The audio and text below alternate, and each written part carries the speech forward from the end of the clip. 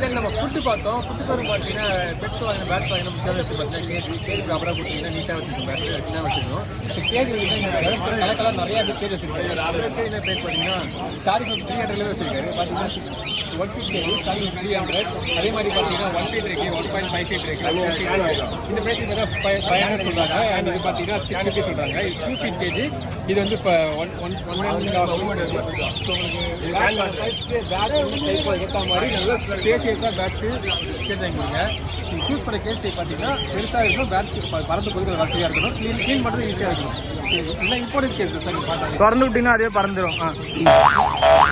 Kgs பார்த்தீங்கன்னா இந்த மாதிரி கேஸ் வாங்கி பெட்டர். ஏன்னு சொல்கிறது பார்த்தீங்கன்னா இங்கே ட்ரே வந்துடும். ஸோ நீங்கள் க்ளீன் பண்ணால் ட்ரே எழுதிட்டு அது க்ளீன் பண்ணி அதிகம் மாற்றிக்கலாம். கப் வைக்கிறதுக்கும் தனியாக இது கொடுத்துருவாங்க.